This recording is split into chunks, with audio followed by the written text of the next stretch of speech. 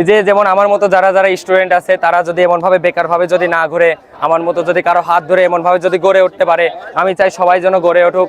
এই দেশে যেন কোনো বেকার না থাকুক, যেন মাদক আসক্ত যেন কেউ না হোক।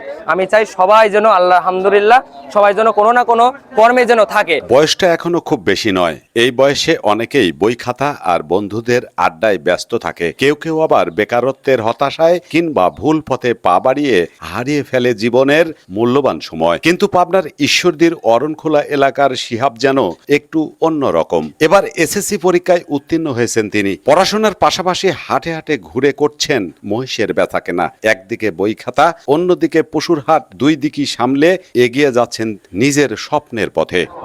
লেখাপড়ার পাশাপাশি মওলা ভাইয়া কৃষি ফার্ম থেকে যে মওলা ভাইয়ের হাত ধরে আস্তে ধীরে মওলা ভাইয়ের মোষ বেচা কিনা একটু যাই হোক মওলা ভাইয়ের পাশে আছি 2 বছর। জি না, লেখাপড়ার ক্ষতি হয় না ভাইয়া, যে 4,000 টাকা দেয় আর আমার লেখাপড়ার খরচ আল্লাহর রহমতে উঠে যায়। আর এই ব্যস্ততার মধ্যেও এসএসসিতে ভালো ফলাফল করে প্রমাণ করেছেন ইচ্ছা থাকলে পড়াশোনা আর কর্ম দুটোই একসঙ্গে চালিয়ে যাওয়া সম্ভব। এই যে যেমন আমার মতো যারা যারা স্টুডেন্ট আছে তারা যদি এমনভাবে বেকারভাবে যদি না ঘুরে, আমার মতো যদি কারো হাত ধরে এমনভাবে যদি গড়ে উঠতে পারে, আমি চাই সবাই যেন গড়ে উঠুক, যেন নেশার ভিতর যেন কেউ যেন না থাকে। আমার কাছে এটাই আমার চাওয়া, যেন কোনো ছেলে বেকার যেন না থাকে। শিহাব মনে করছেন দেশের অনেক তরুণ বেকার হয়ে ঘুরে বেড়াচ্ছেন, আবার কেউ কেউ জড়িয়ে পড়েছেন মাদকের মতো ভয়ঙ্কর নেশায়। তার বিশ্বাস, মানুষ যদি নিজের সামর্থ্য অনুযায়ী কোনো না কোনো কাজের সঙ্গে যুক্ত থাকে তাহলে বেকারত্ব ও মাদকের মতো অভিশাপ থেকে দূরে থাকা সম্ভব। পড়াশোনার পাশাপাশি মহিষ বেচাকেনা করে শিহাব শুধু নিজের অভিজ্ঞতাই বাড়াচ্ছেন না, পরিবারকেও সহযোগিতা করছেন। নিজের পড়াশোনার খরচ বাদ দিয়ে প্রতি সপ্তাহে প্রায় 2,000 টাকা বাবা মায়ের হাতে তুলে দেন তিনি। আমার বাবা আছে, মা আছে, আমি আছি, আমার 2টা বোন আছে, 2 বোনেরই বিয়ে হয়ে গেছে আল্লাহর রহমতে। আগা দিচ্ছি, আমি কিছুই সংসারে আপাতত দিচ্ছি না, 2,000 করে দিচ্ছি আর 2,000 করে রাখতেছি।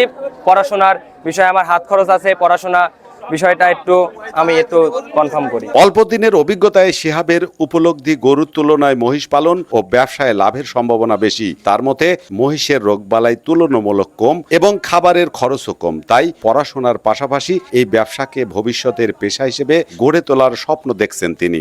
গরুর ব্যবসার চেয়ে আলহামদুলিল্লাহ মোষের ব্যবসা অনেক ভালো, অনেক লাভ। আর মোষের ব্যবসার মোষের কোনো অসুখ বিসুখ থাকে না আল্লাহর রহমতে। মোষের ব্যবসা করে অনেক লাভ আছে আর আমার ব্যবসায় এসে অনেক ভালো লাগতেছে আমার। আমি চাই বড় হয়ে যেন আমি বড় একটা খামার দিতে পারি এবং অনেকগুলো মোষ তুলতে পারি।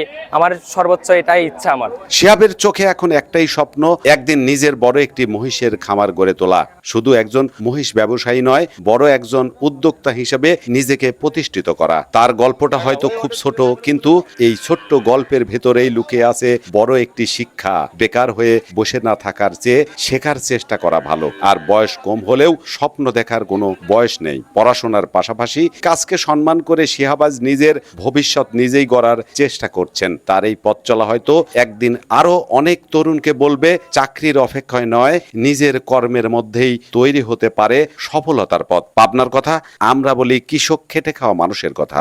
ধন্যবাদ সবাইকে।